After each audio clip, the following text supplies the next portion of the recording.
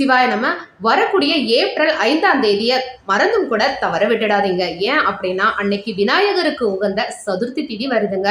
அன்னைக்கு சதுர்த்தி திதி மதியம் 12:02க்கு ஆரம்பிச்சு அடுத்த நாள் ஏப்ரல் 6ஆம் தேதி மதியம் 2:13 வரையும் சதுர்த்தி திதி அமைஞ்சிருக்கு. விரதம் இருக்கிறவங்க ஞாயிற்றுக்கிழமை விநாயக பெருமானுக்கு விரதம் இருந்து வழிபடுறது அதீத பலனை நம்மளுக்கு கொடுக்கும். சங்கடங்களை தீர்க்கும் சங்கடகர சதுர்த்தி. குடும்பத்துல எந்த சங்கடங்கள் இருந்தாலும் மனக்குழப்பம் இருந்தாலும் இந்த சங்கடகர சதுர்த்தி அன்னைக்கு முறையா விரதம் இருந்து விநாயக பெருமானை வழிபடும் பொழுது சகல சௌபாகியங்களும் கிடைக்கும் அப்படின்றதுல எந்த ஒரு மாற்று கருத்துமே இல்லை. இந்த அற்புதமான நாளை தவற விட்டுடாதீங்க. இன்னைக்கு இந்த ஒரு மந்திரத்தை 21 முறை சொல்லி வழிபடுங்க. கண்டிப்பா விநாயக பெருமானோட அருள் உங்களுக்கு கிடைக்கும். ஓம் கம் கணபதியே நமோ நமக அப்படின்ற இந்த மந்திரத்தை 21 முறை சொல்லி விநாயக பெருமானுக்கு அருகம்புல் சாத்தி கொழுக்கட்டை நெய்வேத்தியமா படிச்சு வழிபடுங்க. கண்டிப்பா விநாயக பெருமானோட அருள் உங்களுக்கு கிடைக்கும். இந்த அற்புதமான நாளை